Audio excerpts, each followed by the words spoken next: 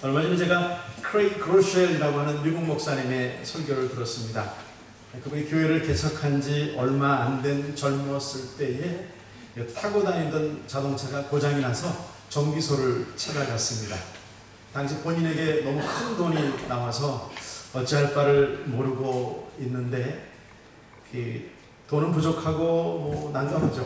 개척교회를 하고 있는 목사님이니까 정비소에서 한 분이 그분에게 다가왔습니다. 그리고 말하기를 내가 당신을 압니다. 저는 당신을 모르겠는데요. 그랬더니 내 딸이 당신 교회에 출석하고 있는데 당신 교회에서 당신 목사님으로 말미암아 구원을 받았습니다. 제가 너무 감사해서 오늘 수리비를 받지 않겠습니다. 저는 왜 그런 게 없을까요? 저도 많이 있습니다. 참 많이 있습니다. 너무 감사하고 또 미안하죠. 몇 년이 지난 후에 자신의 차를 고치기 위해서 정비소를 찾아갔습니다. 그런데 마침 본인의 눈에 한 젊은 엄마가 아기를 안고 있는데 울먹울먹하며 남편에게 전화를 합니다. 여보, 수리비가 너무나 많이 나왔는데 자동차가 없으면 안 되잖아. 오늘 수리비를 내면 우리 넥스트 위크에 어떻게 살아? 그걸 옆에서 들었어요. 근데 왜 그런 목소리가 자꾸 들릴까요? 왜 내가 그런 현장에 가야 할까요?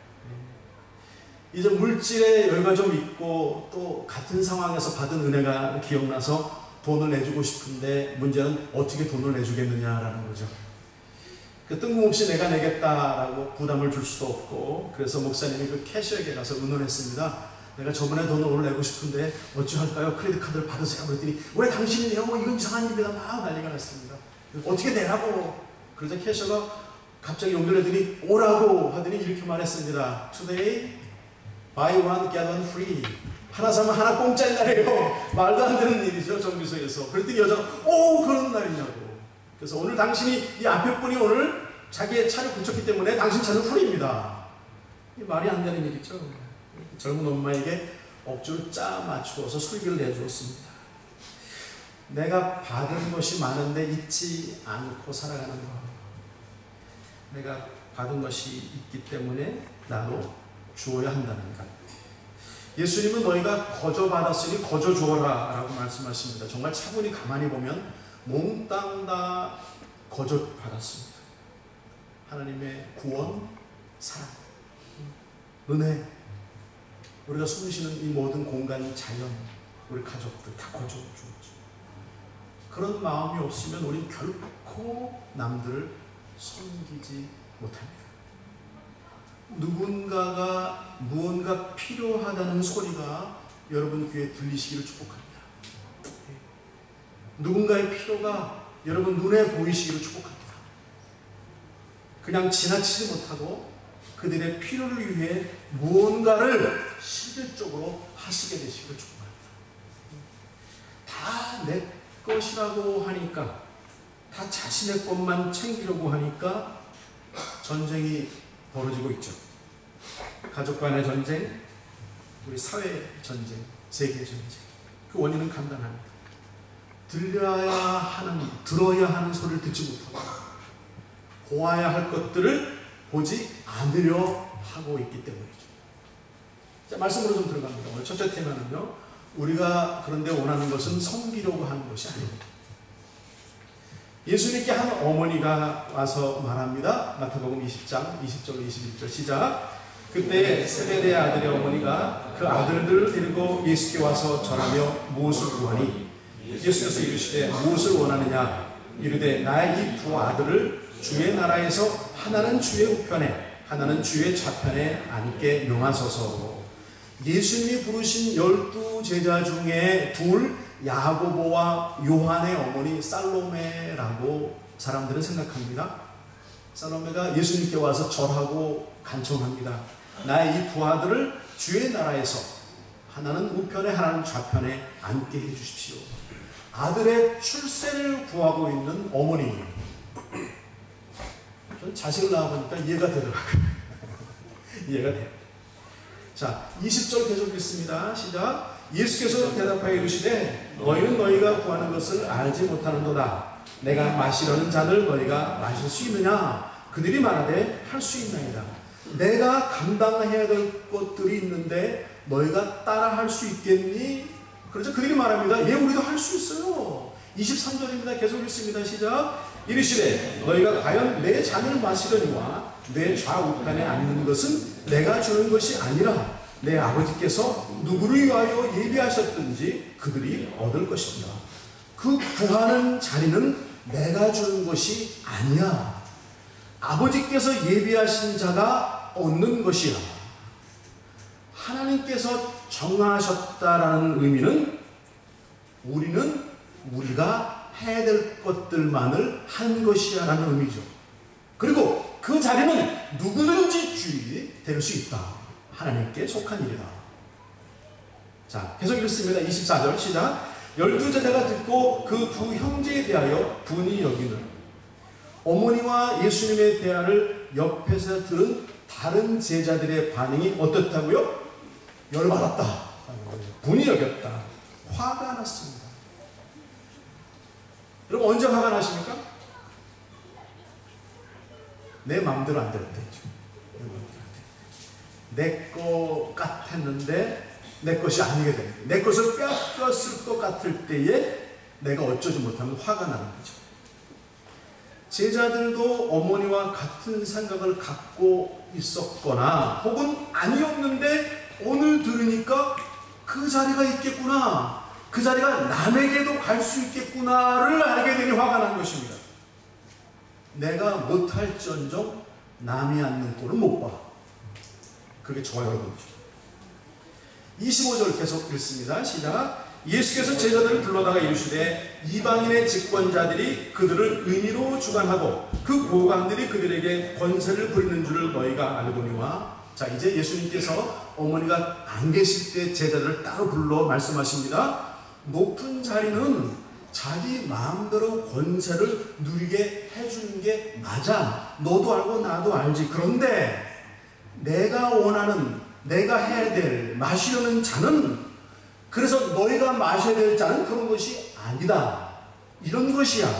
26절 있습니다. 시작. 너희 중에는 그렇지 않아야 하나니 너희 중에 누구든지 크고자 하는 자는 너희를 섬기는 자가 되고 너희 중에 누구든지 으뜸이 되고자 하는 자는 너희의 종이 되어야 하리라. 너희는 권세를 부리려 높아질 것이 아니다. 내 부름을 입은 제자들이기에 너희는 달라야 한다. 그것은 이것이라. 크고자 하려면 섬기는 자가 되는 것이라. 높은 자가 되는 것은 종이 되는 것이다. 너희가 서로를 섬기고 먼저 종이 되는 일이야. 그렇게 열심히 섬기고 종처럼 되면 언젠간 너희가 원하는 높은 자리를 얻고 그 권세자가 되는 것이라고 하지 않으셨습니다. 그냥 그렇게 섬기는 것이, 그냥 그렇게 종이 되어 종처럼 사는 것이 높은 자이고 으뜸인 것이야 라고 말씀하신다는 거예요. 우리 사는 세상 사람들은 도무지 섬기려고 하지 않습니다. 누구도 사람들 아래 처하려고 하지 않습니다. 또 섬기다 보면 섬김을 받은 사람들이 자신이 잘나서 섬김을 받는다라고 생각하며 거만해지는 모습을 느낄 수도 있습니다. 그래서 섬기다가 은근히 화가 나죠. 그래서 그때 나온 말이 이런 5가지 싸가지. 좀 웃자고 한 건데 괜히 했나요? 그래도 우리가 먼저 섬겨야 합니다. 종처럼 되어야 한다. 왜 종이라고 하셨을까요? 종은 자신의 의지대로 하는 자가 아닙니다. 자신이 속한 주인에 속한 자답게 살아가는 자. 오라 하면 와야 합니다. 가라 하면 가야 합니다. 자신을 죽이고 주인이 내 속에 사는 사람이 종이고 종의 삶입니다. 그런 사람을 세상은 어리석다, 바보라고 말하는데 하나님의 나라에서는 그런 자를 큰 자라고 권세 있는 자라고 한다는 것입니다. 어디에 속해 계십니까? 어디에 속하려 하십니까? 어디에 속해야 하겠습니까? 두 번째, 그렇다면 무엇으로 섬겨야 하겠습니까? 자신이 가진 것으로 섬겨야 합니다. 그런데 저는 가장 소중한 것으로 섬겨야 한다라고 말씀드리고 싶습니다. 남는 것으로 하는 게 아니에요. 찌꺼기로 하는 거예요. 쓸데없는 거 하는 거 아니에요. 집에 오래된 거 내놓을 수 있지만 가능하면 새 거 내가 아끼고 좋아하는 것으로 섬겨야 합니다. 예수님께서 배단이 시몬의 집에 들어가셨습니다. 그때 이런 일이 있었죠. 읽겠습니다. 마태복음 26장 7절 10절. 한 여자가 매우 귀한 향유 한 옥합을 가지고 나와서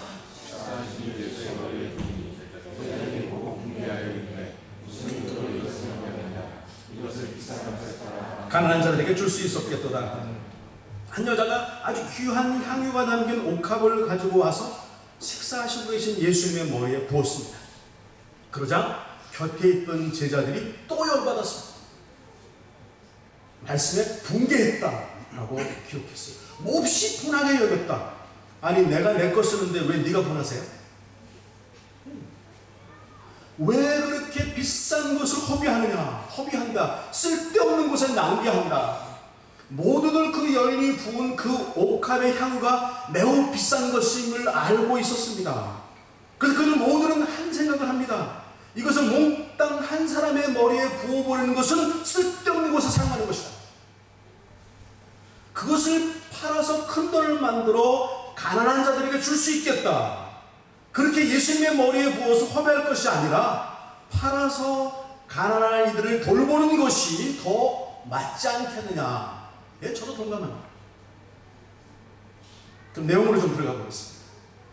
당시 여자아이들은 작은 병으로 된, 그래서 촛농으로 그 마개를 막을 수 있는 옥합, 포리병 같은 것들을 선물 받았습니다. 그리고 어렸을 때부터 그 속에 향유, 좋은 고급 퍼퓸, 향수, 기름들을 모으기 시작했습니다. 상처에 바르기도 하고 많은 양이 있으면 고급 재료로 귀한 장례식에서 시신에 바르기도 했습니다. 오랜 시간 정성을 다해 모아놓은 소중한 재산이고 양과 향유에 따라서 가격이 상당했습니다. 그래서 후에 시집갈미천으로 그것을 팔기도 했던 것이죠. 그 옥합은 언제 여는 거예요? 그 여인의 생에 아주 소중한 날에 여는 거죠. 뜻깊은 날이에요. 오늘이 그날이야. 그 여인에게는 그날 예수님이 베다니에 오셔서 그 집에 들어간 그 순간이 가장 소중했던 것입니다. 또 그 대상이 예수님이셨다. 예수님께서 자신의 가장 소중한 것을 아낌없이 드릴 만큼 귀한 분이셨다. 제자들이 그 여인에게 면박을 주면서 곁에서 이거 팔면 얼만데, 큰 돈인데, 돈에 관심이 참 많죠. 척 보면 압니다. 그 정도 양이면, 그 정도 제품이면 얼마 나오죠. 그리고 그것을 팔아서 큰 돈을 만들면 가난한 이들에게 주는 게 낫다. 그러면 정말 예수님이 원하시는 이웃사랑, 이웃 섬김이 다 이루어지지 않겠냐. 그렇지. 예수님 이게 맞지요 하고 이 틈에 자기 자랑하고 있는 거예요. 서로 맞는 말을 한답시고 잘난 척하고 있는 거예요. 이 여인이 그 순간에 엄청 어정쩡해졌을 것 같죠. 이해되세요? 이게 뭐지? 이 순간에 예수님이 나서주십니다. 자, 26장 10절 함께 있습니다. 시작. 예수께서 하시고 그들에게 이르시되 너희가 어찌하여 이 여자를 괴롭게 하느냐. 그가 내게 좋은 일을 하였느니라. 가난한 자들은 항상 너희와 함께 있거니와 나는 너와 항상 있지 아니하리라. 이 여자가 내 몸에 이 향유를 부은 것은 내 장례를 위하여 이 여인을 괴롭게 하지 말아라. 나에게 좋은 일을 한 것이다. 내가 그 여인의 섬김을 받았다. 자신에게서 소중한 것을 열어 나에게 부어준 그 섬김의 의미를 내가 안다. 그 마음을 내가 받았다. 너희가 가난한 이들을 동네 만에 궁시렁 하는데 가난한 자들은 너희들 곁에 항상 있을 것이다. 그 말은 마음과 의지만 있다면 언제든지 할 수 있는, 안 한다는 거죠. 그리고 예수님은 더 나아가 이 여인의 섬김의 깊은 의미를 만들어 주시고 계십니다. 지금 내게 자신의 향유를 부은 것은 앞으로 내 장래에 준비를 위한 의미를 부여한 것이다 라고 말씀해 주십니다. 어떻게 생각되세요? 저는 예수님이 만들어 주신 것이라고 생각합니다. 여인이 이제 예수님이 얼마 후에 십자가에 달려 죽으실 것이고, 그래서 무덤에 놓으실 것이고, 그러니까 그것을 상징하는 의미로 향유를 붙잡고 부은 그런 것이 아니다. 중요한 것은 예수님께 우러난 사랑으로, 진심으로 소중한 것을 아낌없이 드렸다는 것이고, 예수님께서 그 여인의 마음을 받아주셨다는 거죠. 뭘 자꾸만 계속 말씀하십니다. 13절입니다. 시작. 내가 진실로 너희에게 이르노니 온 천하에 어디서든지 이 복음이 전파되는 곳에서는 이 여자가 행한 일도 말하여 그를 기억하리라 하십니다. 내가 정말로 말한다. 온 세상에 복음이 전해지는 곳에서 이 여인이 행한 일을 말하며 기억하게 될 것이다. 정말 그러죠. 그날 있었던 사람들이 그 후로 가나안의 길을 도왔는지 안 도왔는지는 아무도 모르겠지만, 그날 그 여인이 예수님을 향한 진실한 섬김은 2000년이 지난 지금 오늘 바로 이 시간에 우리가 다루고 교훈을 받고 있더라는 거죠. 그러게 세 번째 우리의 테마는 지금 섬겨야 한다는 것입니다. 우리가 좀 섬기려는데 여러 상황이 가로막습니다. 우선은 내 생각이 갈등을 주죠. 다른 이들은 뭐라고 할까? 이거 쓰면 나는 어떡하지? 또 내가 뭘 하면 당연한 반대가 있습니다. 의도가 뭐야? 왜 갑자기 시장에 나타난 손을 막 붙잡고 돌아다니지? 성도 있나? 또 뭘 좀 하면 자만추건 혼자 다녀야 돼. 거기 말고 여기다 좀 하지. 그런 사람은 한 개도 안 해. 듣지도 말고 신경 쓸 필요가 없습니다. 흔들리지 않아야 돼. 자, 우리의 섬김은 누가 받습니까? 그분이 아니요, 예수님이 받습니다.